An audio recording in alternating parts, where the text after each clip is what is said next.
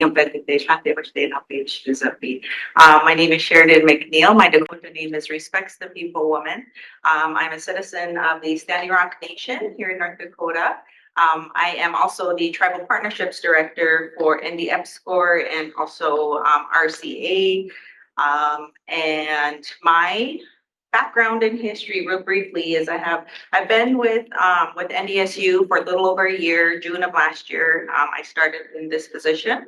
And but then my background is in TCUs, tribal colleges and universities. I was the Dean of Instruction at United Tribes as well as their Career and Technical Education Director for about 8 years. And then prior to that, I worked for City Bowl College, primarily in retention. And then I also have about 10, 11 years in public health prior to that. So kind of all over the place, but that's a bit about me. So I'm Hollie Mackey. Do we have any of new faculty or staff in the room? Welcome. We're happy that you're here. I just shared with Sheridan that it's interesting every time we do any sort of Native sessions, we tend to kind of get the same faces and it's true again. And so you all know us for the most part, and if you don't, interrupt us to ask questions as you go. But I also, my Lakota name is Wambui Glishkawi, a spotted eagle woman, and my Cheyenne name is Notame, which is North Woman. So I'm an enrolled member of the Northern Cheyenne Nation. My Cheyenne name is very complex to pronounce, so I've never asked anyone to do it. But I am now in the movement of, I'm going to start doing business cards and making everybody say our Lakota names instead of the easy. I've been at NDSU since 2019 in the School of Education. I primarily teach education law and policy, and that's been really exciting for me. And then I left for a while, and I served as the executive director for the White House Initiative on advancing educational equity, excellence, and economic opportunity for Native Americans and strengthening tribal colleges and universities. You're going to be tested on that later. You'll be tested on that. And that was a really exciting opportunity for me. One, because it recognized the expertise and the high caliber of scholars that we have at NDSU, that they would come to our region to select the person that would be reporting to 3 secretaries and Ambassador Rice and Domestic Policy Council to really drive federal policy related to tribal communities. So I think a win for me and what I worked my whole career for, but also a win for NDSU and the infrastructure and the people here that have allowed me to do what I do and show that we can excel in this area. So I'm very proud of that. Came back in 22 and RCA was writing this little grant that was the North Dakota Advanced Agriculture Technology Engine.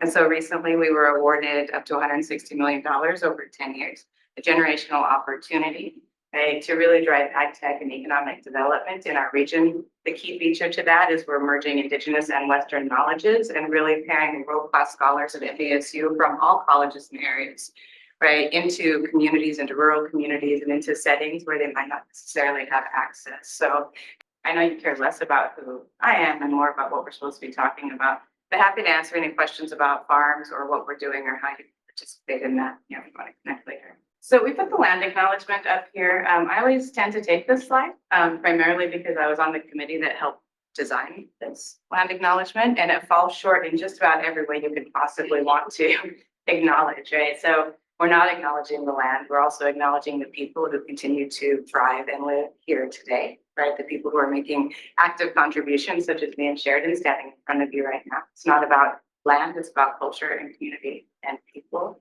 And, you know, this really gives the impression that somehow there's an obligation, right, that we work collectively, but the obligation really comes from the federal trust responsibility and the ways that the lands were acquired in order to build NDSU and its network. So I would encourage you to really look into like the land grab university model. Like a lot of NDSU's foundation portfolios continues to thrive because of Indigenous lands. They're making billions of dollars on the native lands that were taken from tribes.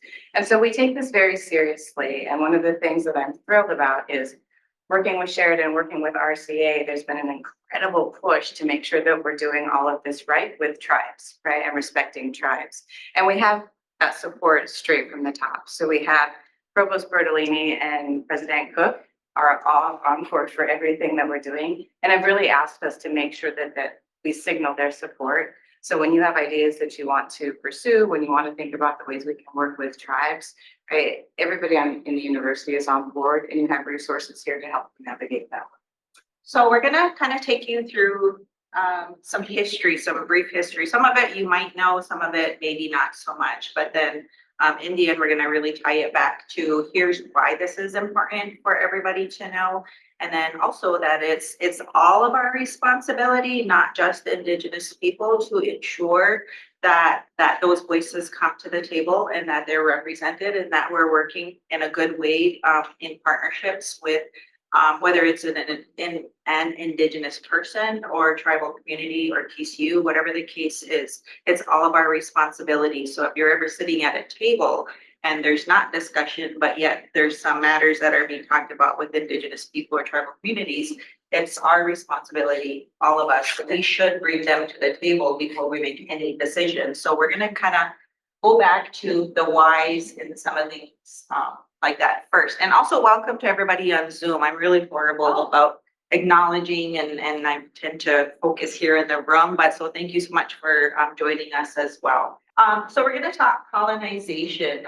So the Webster Dictionary defines as one of the definitions is subjugation of a people or area, especially as an extension of state or power. We thought it was really important to put this on here because a lot of times, especially as an Indigenous person, when you step into circles and you talk colonization, right, there's a lot of flags that come up and then there's defensiveness or and people get offended. When this is a factual term, right? This is actually what happened to a lot of nations, including the United States here.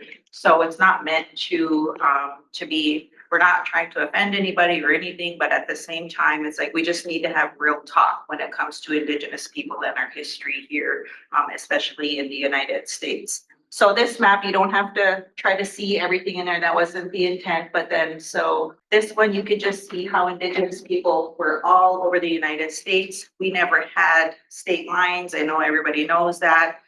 We never had the border into Canada and down into Mexico, anything like that.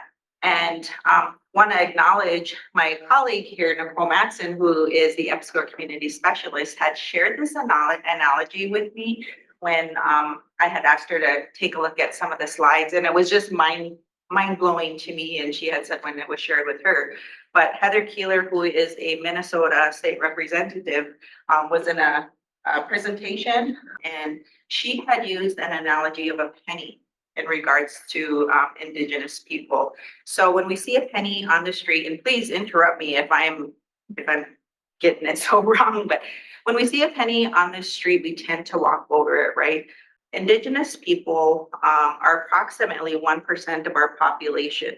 So if we relay that penny to $1, that's about 1%, right? And so when we see a penny, we'll walk over it and just disregard it, has no value, it's a penny. But when you really think about that in relation to Indigenous people and being 1% of the population and how undervalued, not valued, or treated less than, actually, I often use that in many conversations is, I just want to be treated like a human being. I don't want to be treated less than, or I don't want to be disregarded or anything like that. That still happens to this day.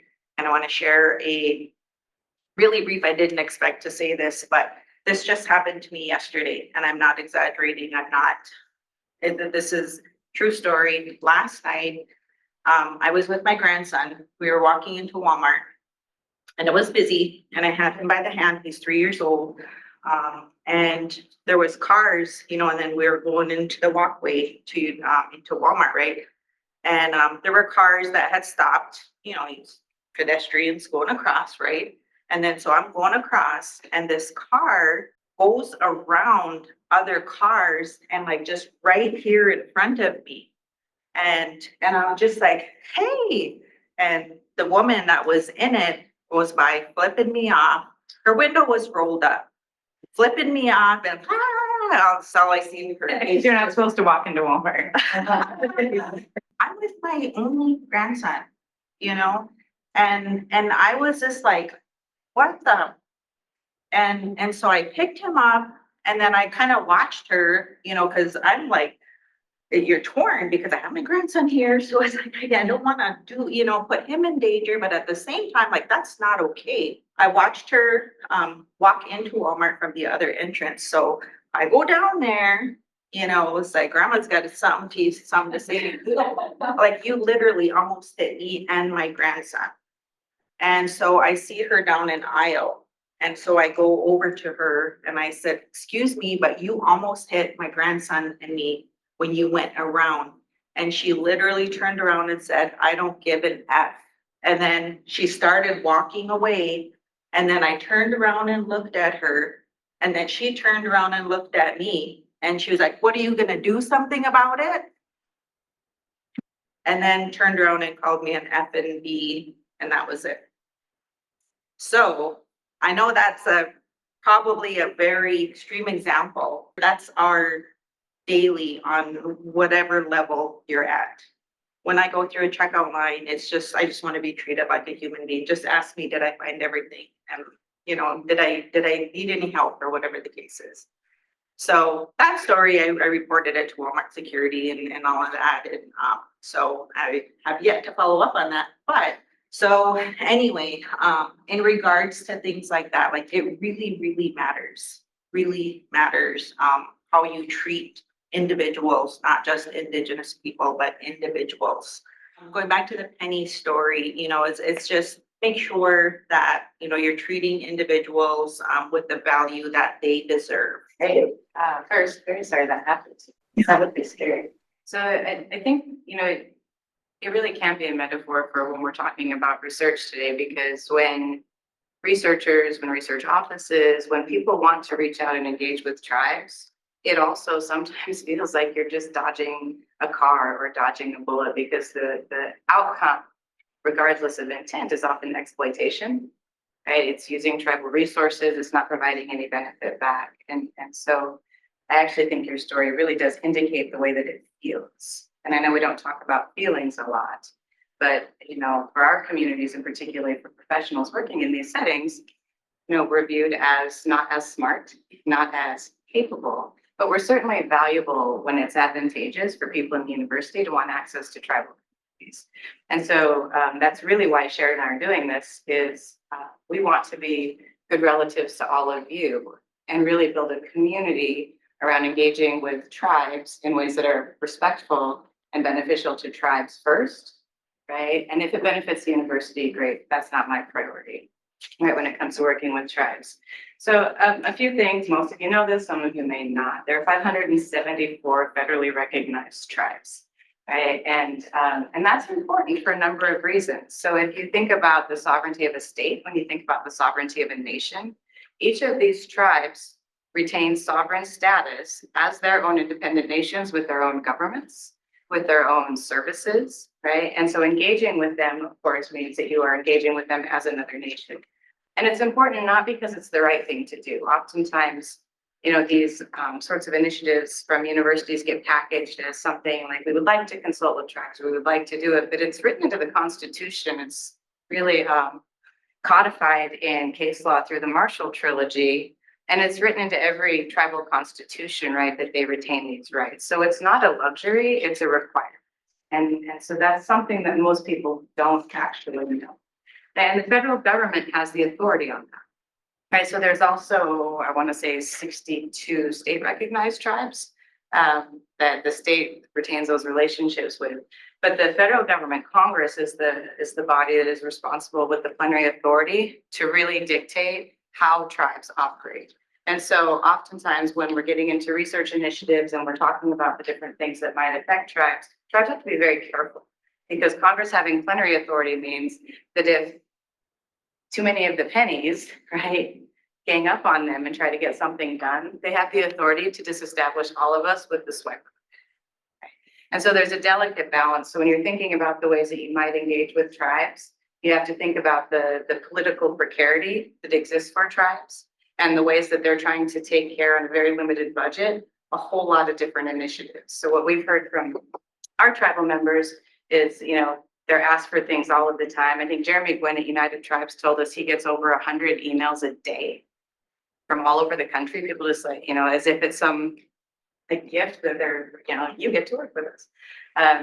And so all of this is really important because the rights that tribes retain have to do with their land, has to do with their people. It has to do with who you talk to on the land and whether you can even step foot onto the reservation. right? And I think that those things have been disregarded for so long. I also think that in the kind of the research industries or in the enterprises, like in many ways, that has provided opportunities for many non-natives to serve as gatekeepers into tribal communities. And I've had this come up a lot in my work just over the last week, where certain people in this state have come to me and said, like, well, I can't go into Standing Rock because so-and-so, who is a non-native person with a non-NDSU entity, is the only person that can talk to them. Right? And so we really want to open up the conversation to give you the tools you need and also the confidence to think about the ways that you can engage with tribes without kind of falling into the myth that only certain people can talk to them. And if you have the tools you need, hopefully that will make you more successful. Yeah, and just to add a bit to Hollie's comments is when you later on in the slides, we're gonna talk about like, actually how do you be a good partner? But one of the things is we mentioned is to do your research on your partner prior to wanting to partner with them. I'll use an example for one of our tribes in North Dakota has a grant with a partner with one of our larger institutions here. And the grant has to do with drones.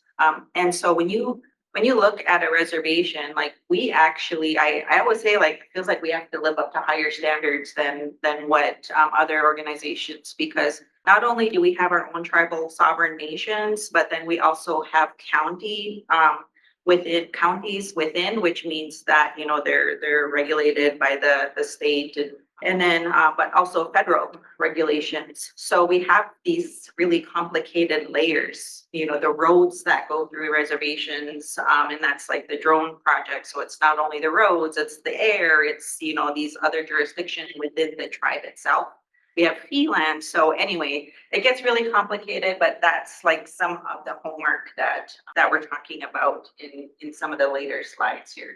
Okay, so sovereign nations, and this one again, and thanks to Nicole for giving me this idea, sharing this idea. When we talk sovereign nations, we often think, like the United States and, Africa, Russia, all of these areas, right, that are sovereign nations, that each has a president and so on and so forth. So what if we actually thought of our tribes within the US as sovereign nations? I've often said in meetings, like, our nations are sovereign nations. So it's like when you cross over to Canada, from the United States, except you don't need a passport to come into our nation.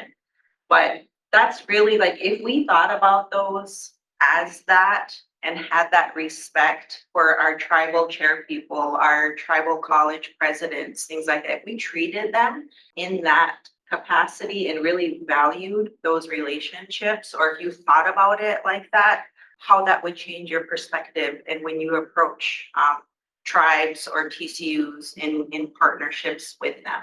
So again, thank you, Nicole, because that was really another aha moment for me, even though it's, I guess, something that, I try to educate people about it. It's just like was really one of those, you see it on the map, compared to like the whole world. It's like, oh yeah. And tribes do have the authority to say Brookfield is not allowed to step foot on our reservation, and it for no reason. Fair enough. And tribes are really stepping into this. So they can say NDSU is not an entity that is allowed to work on our reservation, right? And I think the North Dakota tribes are exceptionally gracious. When you get over into Montana, I know like my tribe has a whole running list of you will be arrested if you step foot on this tribe because you've done us dirty in research and we're not allowing you. Okay, so we mentioned tribal colleges and universities. Have any of you actually partnered with tribal colleges or universities? Okay, just a couple, that's awesome. So we actually have 37 tribal colleges and universities currently in the United States. And I'm not gonna read through here, but the first one that was accredited was over 50 years ago. And then in 73, AHEC was founded. So AHEC is American Indian Higher Education Consortium. AHEC is I don't wanna say the governing, is more of a, yes, policy, directional arm, advocacy for all of the TCUs. AHEC is governed by all of the TCUs presidents primarily. They operated more than 75 sites. This was from AHEC website, and I think this was taken from 2019. So then the numbers are probably a little higher than that. What's really cool about tribal colleges and universities is they are very culturally based. And in fact, most faculty at tribal colleges are not native. They're white and usually commute into the communities. Because the colleges are grounded in the cultures, the faculty are immersed in that culture, and they're actually required to have components within their syllabi or curriculum or, you know, whatever it is that have a cultural component within it. So it's a beautiful, beautiful thing for individuals like myself to be able to get a higher ed degree. And in fact, like I mentioned, I'm from City Hall College, and if Sitting Bull, or I'm from Standing Rock, and if Sitting Bull wasn't in our community, I wouldn't be here today with a master's degree in education. All of my degrees are from Sitting Bull College, and which I'm really thankful for, because I got to learn amongst my peers. I got to learn and got to stay in my community and raise my family as I was getting my degree and work full time. So, And aside from two TCUs, tribal colleges are the only educational institutions that actually have funding and governance from two federal agencies, so Education and Interior. And AHEC is so powerful that they actually have a monthly standing meeting with the Secretary of Education regardless of his schedule. And so if he has to choose between a White House directive and AHEC, he shows up for AHEC. So I'm like, that's so cool. I've never seen anything like that. and all of the TCUs are accredited, just like any other university. NDSU is accredited through the Higher Learning Commission, and so that's where our 5 tribal colleges in North Dakota are accredited from as well. So we have to go through the same rigor and everything, and like I said, that extra higher standard, because we also include that culture piece and everything else that includes it. Very community, very student-centered TCUs. So in North Dakota, we're like so, over how much we wanted to talk about this stream, but it's so important. So North Dakota, we have 5 tribal colleges in North Dakota, and they're all listed here. And the only other state that has more tribal colleges is Hollie's home state of Montana. They have 7 tribal colleges in Montana. So, so we're really, really fortunate. The other really cool thing about North Dakota is we have the only tribal college system within North Dakota. So all 5 of the tribal colleges came together to form this system, and it's a recognized system within North Dakota, the North Dakota Tribal College System, where the presidents serve on their board. And again, it's not a governing board. Each tribal college has their own governing board that's typically made up of their citizens of their nation. Except United Tribes is unique amongst the colleges in North Dakota because United Tribes is located in Bismarck. And so their board is actually made up of all the tribal chairs and a designee from their council. So it's really cool that every college is governed by Indigenous citizens of their nations. To our students of these tribal colleges, all members of that community. So tribal colleges, they're required to be 51% native, but United Tribes as an urban school has, I can't even remember how many, like people come from all over the country to United Tribes. And so you'll see a lot of, it depends on kind of the major. And then you have like Haskell Indian Nations down in Kansas is a 4-year comprehensive that is tuition free for all natives. So you'll see. So the only requirement is 51%. Well, not that the person has to be 51%, but 51% of the student body. So there are a lot of non-natives who go to tribal colleges. There are people from all over the different, Yeah, great question. that is a good question. Yeah, TCUs are open to anybody, any one of you guys. If you want to learn more about the Hidatsa language and you see it's offered at like the Hidatsa Sanish College, you can enroll in that class. So they're open to anybody. But yeah, as Holly mentioned, in order to maintain their tribal college status, they have to be at 51%. It's like HBCUs. Yep. Here within North Dakota, are we fully articulated? So if somebody were to take 1 or 2 courses that is. It really depends on the programs at the tribal colleges. So I'll use United Tribes because that's where I'm most familiar with, like their engineering program worked out articulation agreements with like Minot State University, NDSU, to ensure that their classes transition seamlessly over, but that doesn't necessarily mean that that's a blanket for everything. Typically, the gen ed classes will transfer over and everything, but again, that higher standards for TCUs is because like there's a ton of justification that we have to do to ensure that a student's credits transfer over to a larger institution. Yeah, NDSU has an agreement with Sister Tim Wapaton for some programs, and I know with the Tribal and Indigenous People Studies minor, we've worked out agreements for language, so if students are taking language at tribal colleges, they transfer. But it is very specific to the program. Yeah, yeah. As a mom, my son graduated from United Tribes with a 2-year in IT, and then he came here, and it was really advocate for, you know, so then I had my dean hat on and then the mom hat on and everything, but just to make sure that, and not all of our students have that advocacy, right? And like, it's like when I went to college, it was just like a fish, just going with the flow and seeing who, you know, was taking what and all of that stuff, not really understanding, because I'm a first gen student. So, yeah, there's a lot of layers. Okay. One thing, but it's an invitation, right? So some of us have been working on this for a long time. So we've worked on mapping out all of the tribal colleges and the programs and making, like, where can the handoff be, but then making sure we're not building where they're duplicative. So for example, in my program in K-12 Ed Leadership, we're not going to recruit from Turtle Mountain because they have their own program in the tribal colleges, and we would rather have the students there than here. Right, so we provide support to them, or instructional support and new professional development with their teachers to make sure that some of the state requirements are embedded. But I think that it's a good opportunity for people who are interested, not that anyone needs more unpaid work, that Sheridan and I are tired of doing it all by ourselves, to really think about how could we build those alignments, because then it helps everybody, right? It really helps think through, you know, Sheridan's going to talk about the research. Right, when you have those pieces in place, then it makes it much easier when RCA is trying to plan out, like, where could we go, that those pieces are already there, because education workforce development seems to kind of be a recurring theme across all these federal grants. And that's one piece that they're not directly connected to all of the faculty every day. Right? And so if we had faculty willing to, from each of the different units, figure out how that might work together, that would be a really powerful tool, one, for the communities themselves. Tribal colleges have asked for things like this in the past, but also for NDSU to think about how we can make more efficient the connections between us and tribal colleges.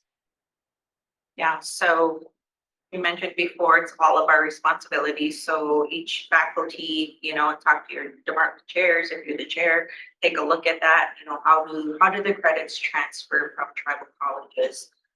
The TCUs also started sharing amongst themselves for sharing. So we're going to talk about capacity. So I mentioned engineering earlier. And so like sometimes if a college is short an engineering instructor, then they'll tap on a TCU to say, hey, can we core share this? And then they work out the logistics of gets the credit and the count and all that stuff. But that's we'll talk capacity.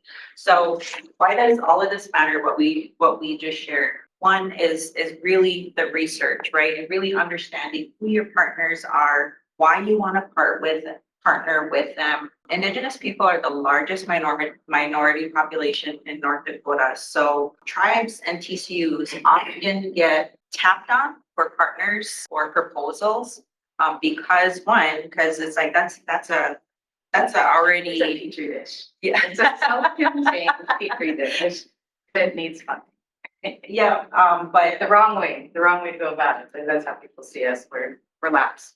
yeah. At NDM score, like we work with 11 institutions on a daily, so which include our tribal colleges, but also the PUIs in North Dakota. Also, what I'm seeing right there. So another big requirement, I mentioned this really briefly in the RCA session previous for this one. But if you're not aware with the new NSF PAP-G requirements regarding tribal nations, please go to that. This requirement took effect on May 20th of this year. And that's requiring that you have to have a written approval prior to your award getting funded. So if you're thinking of partnering with Tribal Nation or TCU, please make sure you're aware of the new PAP-G requirements. And it's not only that's new, but they had a lot of things that went into effect this year. So again, knowing your partners, the priorities, strengths, needs, capacity, and opportunities. I often say that when you're approaching a partner, especially in Indigenous nations, or TCU, come from it from a strengths perspective. It's not always you're the savior. Because we're NDSU and we're an R1 institution, yes, we have a ton of expertise here, but you're not the savior for any other college or community college or tribal college, especially. Come from it from a strengths perspective and what can they offer? How can we learn from them? Because Indigenous Asians are doing a ton of things that large universities can learn from, particularly in retention and relationships and things like that of their students. They do outstanding work in those areas. Building those authentic relationships. I mean, as a person, it's just the right thing to do, right? When that lady cruised by and just literally went around the cars that had stopped. So just think about what's the right thing to do as a person.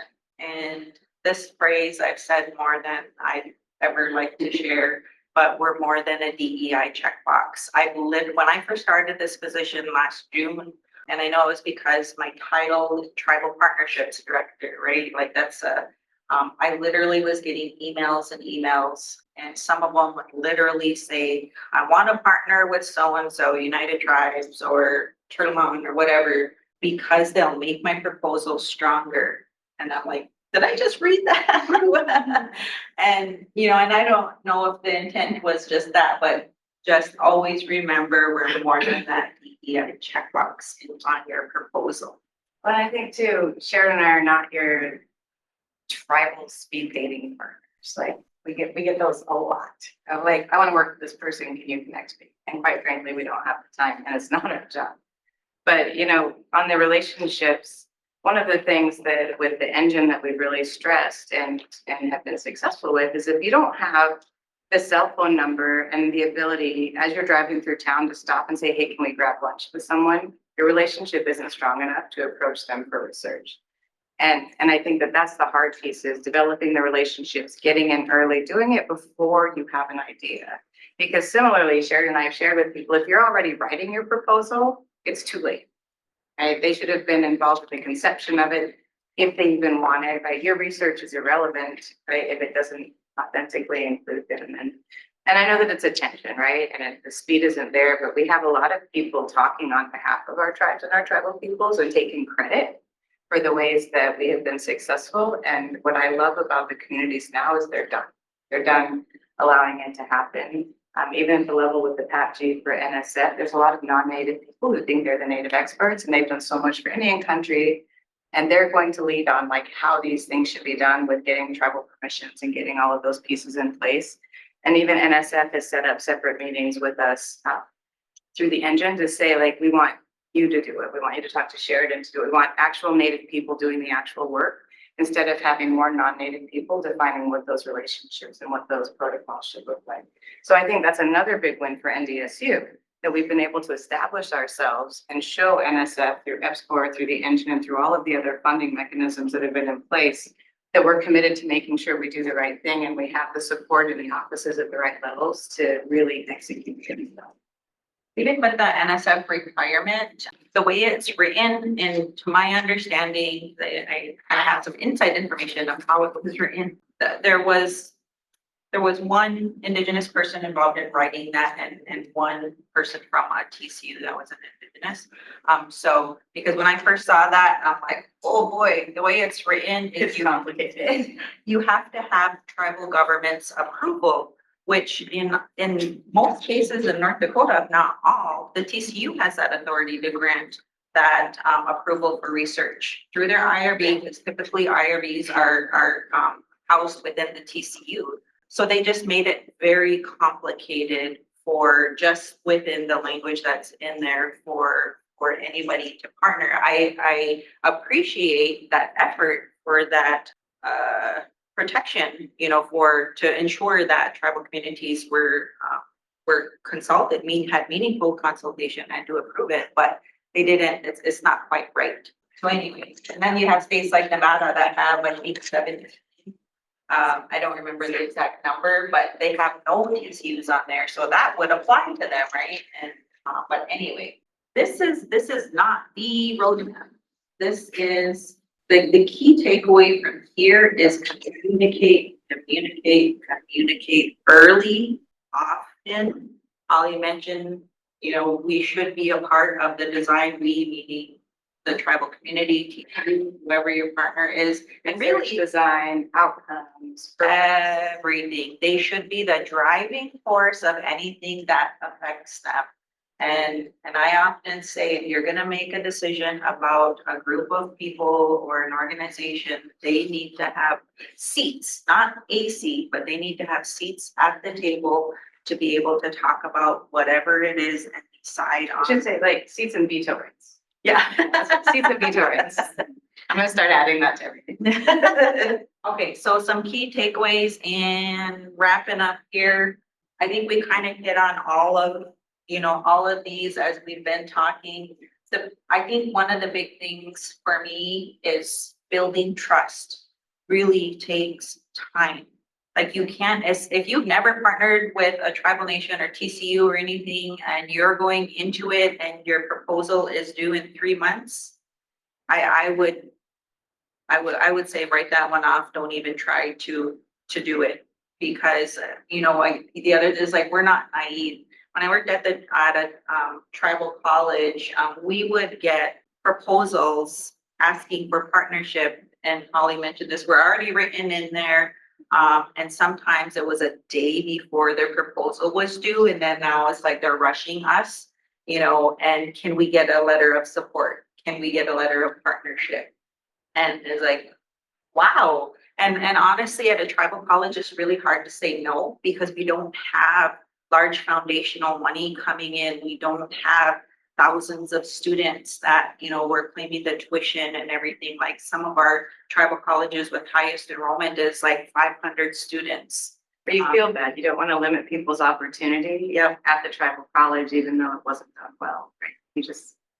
So it's hard to say no, because we need those funds and they can provide great opportunities, but at the same time, we have nothing to do with the design or a say in anything. So, so those are really tough when you have to say no to it. And the capacity, oftentimes, it really hit on the capacity. I don't remember if it's in these slides, but the capacity of TCUs, like, for example, like we work in STEM and research and EPSCOR. Tribal colleges often have only like maybe 2 STEM people. Some are really lucky to have a handful, maybe 4 or 5 STEM people. So we're often tapping on those same people for these really cool proposals that come through, but they have full-time teaching loads. When I say faculty at tribal colleges, it's not like faculty at NDSU where it's like they come in and teach and then they come into like, they're usually chair of a department, even though they're a faculty of one in that department. Tribal colleges often take attendance and the reports and manage the grants and all of this stuff. The advisors. 5-5 load. Yeah, It's great. yeah. So anyway, I think, you know, building on that though, I think like some of the basic advice, I think, as you're thinking it through. So we come at them with our own solutions, you know, so when you put in proposals like course buyouts for TCU faculty, it can't happen, right? That demonstrates immediately you don't know what you're talking about with tribal. This is Hollie's perception, right? When you talk about visiting professors and providing NDSU grad students or faculty to go teach for a semester, right? But you haven't thought about housing because most of the reservations don't have the easy housing accommodations, right? Then that demonstrates to them you haven't thought about it. And so all of the things that we do with like time buyout and all of the solutions we have don't actually work for tribal colleges. And tribal college presidents are really becoming more judicious because they have so many opportunities coming at them that they can be selective now. So I know President McDonald, for example, at UTTC will just start laughing at you if you even say course buyout, because it's never going to happen. And so looking at better solutions and being more creative is something I would really encourage you to think about. And put the bulk of your budget into tribal colleges, or let them be the PI and run the grant, and we help with the administration so they get more of the IDs. Or think about the fact that if you're asking them to partner on $15 million grant. Maybe you should give them more than $300,000, right? So these are the different things that we have to think about, where we had to, as farms, really grapple with this and redo the budgets, and it's all mistakes that we have made, I have made as a person. And so those are just a few of the things. Like, this is very basic, and I understand that, but it's more than just the research and the relationships. It's your budget communicates your values, right? The ways that you understand how to write tribal colleges in communicates your values. And the way that you fight and advocate, because I don't know about Sheridan, but I get really tired of always being the bad guy that everyone's mad at. But everyone's always mad at us because we're very strict or very hard line on what it means to work with tribes. And so I love that we have, I mean, you're all in the same rooms though, and probably online. We have a group that's all helping us do this. And I think that we're grateful for you every single day, because I know there's like 6 of you in here that are like, I know for sure are doing the same thing. But it's, you know, tribes are not hard to work with. Tribal colleges are not hard to work with. Tribal people are not hard to work with. We just work from a different value. And when those value sets are in conflict with Western science and exploitative research practices, it's not something that we can. Talk about sustainability with your partners. Okay, I worked in public health for a lot of years too. I just saw great grants come in, and then we did awesome, prevention types of activities for health and all that stuff. And then the grant ended, and then there was no talk about how should we sustain this or anything like that. So please talk about sustainability. Share the data back in a really meaningful way to them. So so it's something that they can use for sustainability or for revision of their programs or for that next grant or whatever it is. And also what I forgot to put in these slides is talking about data sovereignty. Have that discussion with them right away, even if your tribal partner doesn't talk about it. Bring up data sovereignty, learn about data sovereignty. And especially when it's like a federal or state grant or whatever, like, where does that data go? Who keeps it? Because if you're collecting it from a tribe, they should own that data. So make sure that you have those types of discussions as well. And there's no way to shirk that. Like, again, my tribe's a little extreme. Everything that is written about or conducted in our tribe has to go as part of our IRB, and they have entire doctoral dissertations that they have blacklisted, like, you cannot publish any of this, right? They have entire multi-million-dollar research projects that tried to skip steps along the way, that it's written into their agreement with the researchers, right, that they can't publish, they can't print. So you have all of this money and time invested and decide no one's gonna know if I put this in here because no one reads, this journal, that somebody will know, right? And if you don't have that permission, then, the tribes can sue you, right, for publishing things that were prohibited from being published. Any questions? Yeah. So what advice would you give to, assistant professor level? It's almost that flow chart of like, where do you start is like 10 steps back from that. Is it doing your homework first, or is it like, is it okay getting involved in something like farms? Getting involved. So one of the things we've done with farms, which has really been guided by the thinking of Heidi over in RCA, is there's a lot of people with great ideas and we don't tap into them. NDSU is notorious for figuring out like who their superstars are and not really thinking about who are the upcoming superstars. Okay, and we want to support our superstars, absolutely, right? But there's so much talent and creativity and opportunity, particularly with pre-tenured faculty who are never even given an opportunity, or it's an R1, right? Like gatekeeping, it happens. Let's not pretend it doesn't. And so working with Heidi, we created a model through farms, which is, again, everybody on campus can play in farms. We have a way to do that. Okay? We've created a model where we can actually help support pre-tenured faculty by starting those relationships, bringing you on our field trips when we're doing things, helping you kind of work through your ideas. And then we have an innovation team that can sit down with you and think about practically, like particularly for yours, like, and what is the commercialization plan at the same time, right? How are you gonna patent that, get it to market? Right, along with then our education workforce development folks that can think about those intersections. And then we have a whole administrative office and Zane, right, and tech transfer. So farms is really a safety net, right, that allows people to come in and play with ideas. And so Heidi's been really great at just throwing some different ideas out to people. And then, they've come to us and said, will this work? One of those is fantastic, right? So we had a faculty member that wanted to look at facial recognition for cattle. And he's super cool. I know. So I get to play in the most incredibly like cool world ever every day. I love it.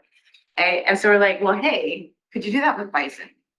And he's like, well, I don't see why not, because a community group had asked us, right? We need help with management that's no touch, no collar, no tag, right? Being culturally appropriate, understanding the sacred nature of the bison. And so we were able to take this professor who is young and doing great things, provide a safety net that allowed him to bounce some ideas off, right? And then now, if it's funded, we'll have that whole team working with him. Right, and it works in partnership. You have all of the folks at RCA that help do this support work. Heidi, I think, is brilliant at identifying potential opportunities for people. And so we're really trying to think about like the all of campus approach to supporting that, because one of the things we know is that we have so much talent on campus, right? You talk to people, they're excited. There's all of this work we can do. Right? And we just want to make sure that everyone has that opportunity and they don't get put into these funnels that often exist where people disappear, right, in our institutions.